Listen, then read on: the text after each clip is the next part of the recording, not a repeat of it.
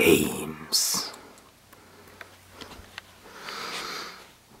Games. Ugh, dirty. Games.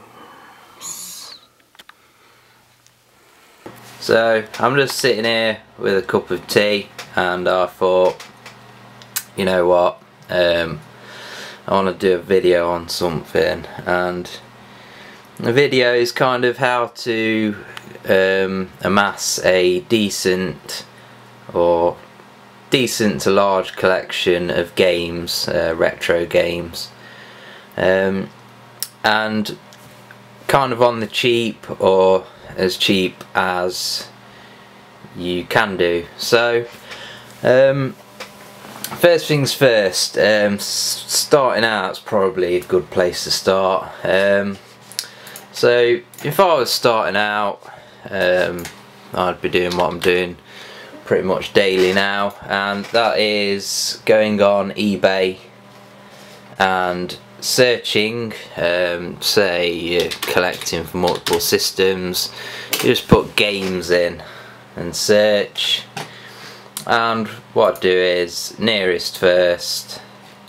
And then what you're going to be doing is basically looking for stuff that, for instance, this is actually one of my listings here, and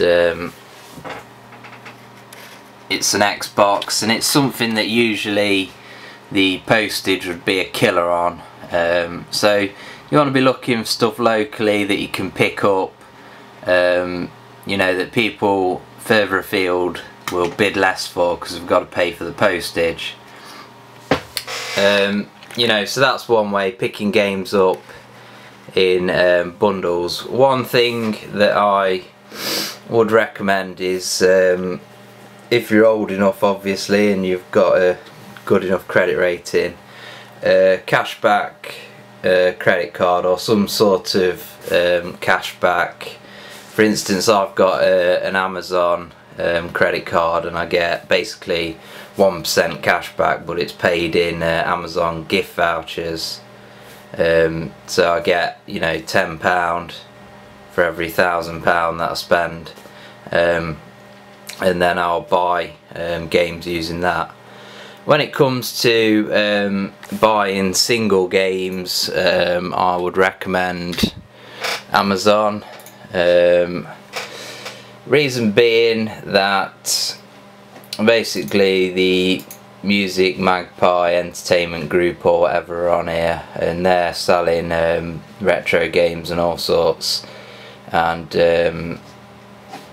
they're basically driving the prices down constantly using their software. So that's one way of getting cheap single games. I feel like I need some tea now. And so that's the basics of buying the games covered. Now if you're buying job lots, you know, I love a job lot. You know, I picked up an Xbox recently, some games down there, job lot, and what else did it come with? It come with a Mega Drive, not that Mega Drive.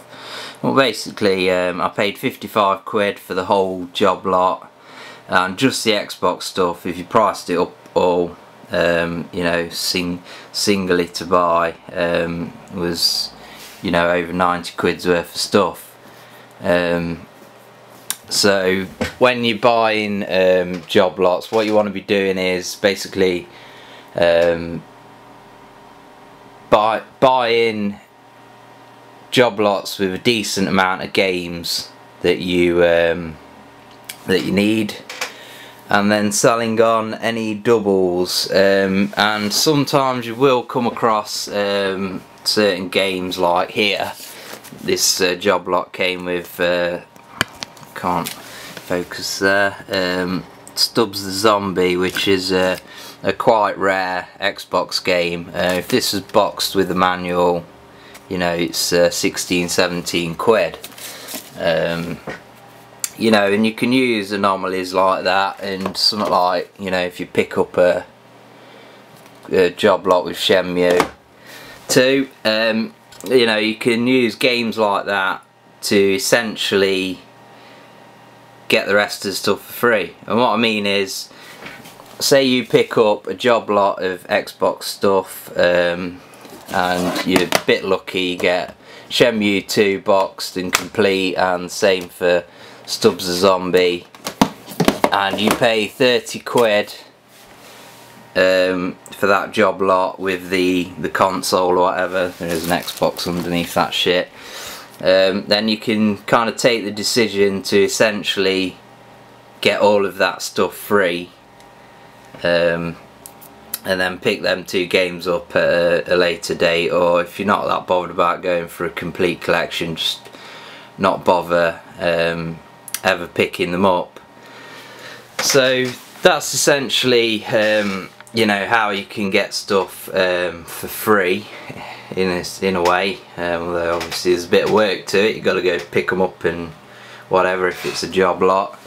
And another tip of mine is, when you buy games, usually, you know, 99 times out of 100 they come in these Jiffy envelopes, and as you can see here, I've got a whole bag, big Sports Direct bag full of these things. Always save these, you know, these are very valuable. Obviously you can't sell them on, but when you come around to list games on eBay or Amazon, at the moment I would recommend listing on eBay, because like I say, Music Magpie Entertainment Group, basically on there, low, you know, just undercutting everyone. And the Amazon fees, I mean, eBay's fees are ridiculous, but also Amazon's fees are just, you know, ridiculous compared to eBay. You know, you can sell a game for 30 pence plus postage and end up with like £1.40 charges, and then you got to post it. So yeah, always keep these, you know, don't fucking rip them apart like a fucking lion or something when you get one of these envelopes with a game in it. So another thing, another tip, I mean, I always use for things that I can fit in the post box, you know, the Royal Mail website, the online postage, and what you can do, another thing you could do, another kind of cost saving tip, is you could be a bit naughty on the Royal Mail website. And I have worked for the Royal Mail, and they're just complete fucking knobs that work there. So I mean, not everyone who works for the Royal Mail is a knob. I just mean where the particular place that I worked, it was just full of fucking dickheads and morons. So yeah, what you could do is you could be a bit naughty, and when it asks you the weight of the item, just put a little bit less in, or just decide how much you want to pay basically for postage. I mean, for me, say, you know, if I was to post this pink DS, this shows up quite a lot recently in videos, but if I was to post this, I'd expect to pay £1.50 maximum. But you know, the Royal Mail, they'll probably want fucking £3 for it, so fuck them. Yeah, pretty much just pay what you want. And another kind of related thing to that, although I've never done this, is when you get an envelope and it's got the postage stamp on it, or the printed label thing, and it's not been stamped off, just you know, just put a new address on. on top of the old address and reuse a stamp, but I've never done that. That is a bit taking it a bit far, but you can do that to increase your profit margins. And another tip here, obviously you need to print off your online postage labels. This printer here is a laser printer, and I did a test print out earlier. I mean, I've had this printer for God, probably about 6 or 7 years now, and if you can see there, toner level, you know, it's around 65% out of 100, and I must have fucking printed off thousands of sheets of paper. You know, it's black and white obviously, but that's all you need. So yeah, definitely when it comes to printers, for printing off labels, you want a black and white laser printer, or a colour laser printer printing in black and white if you're that frivolous. So, you know, I just wanted to do a video on this subject, because another thing that's, you know, another thing that's extremely related to driving costs down of having a collection is, if you do have a YouTube channel and do videos and make money off the AdSense earnings. Now, unfortunately, YouTube has made some changes to AdSense, and it's pretty wank now. I mean, it used to be that I could just get my phone out and add this, you know, AdSense app, and it'd tell me how much I'd earn, and you know, usually it'd say at the top there, like I'd earned 93 pence or something, and yeah, as you can see, it currently says I've earned 0, and so far this month 0. It still gives me the cost per click and all that shiz. If you know what I'm on about, you'll know what I'm on about. What YouTube's done is they've made it separate, so you have to now go into your analytics on your YouTube page.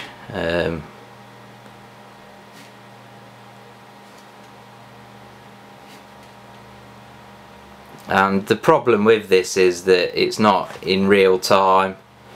Like this was an estimation, it was usually pretty accurate, and it was kind of real time, but now you've got to use these bloody things which are just crap, and it's horrible because I've got multiple YouTube channels, and I used to be able to see all of the earnings in one place, but now I can't. And there's certain games here, if I go to Lifetime, I mean, I've not made that much money out of this channel. You know, it's like $163, so probably about 100 quid or something. And if you see here, FIFA 96, $4.47. Is there anything else on this page? Possibly FIFA 97 for the Saturn. You know, they're basically two games that you can pick up cheaper, and NBA Live 97 as well. They're games that you can pick up cheaper than I've actually earned from the videos that I made on them. So essentially I've profited out of a couple of games there, although, you know, we're not talking massive figures, but if you can chip a few pence off the price of each game by, you know, doing a pickup video, gameplay video, then why not? You know, it all adds up eventually, then it, you know, gives you something to do. So they're just my tips for getting a decent size collection. I mean, all of my stuff isn't in one place, but it would fill this room if it was all in here. You know, there's just shit everywhere at the moment. And as you saw, there's loads of PS2 stuff in my bedroom, and then all my current gen stuff downstairs. So yeah, if you're thinking about starting a collection, then definitely go for it. It's very satisfying, and you know, you get a real sense of achievement when you get an awesome score of games, and you know, when you can essentially get something for free, it's awesome. It's a great feeling. So they're my top tips for getting a decent sized collection.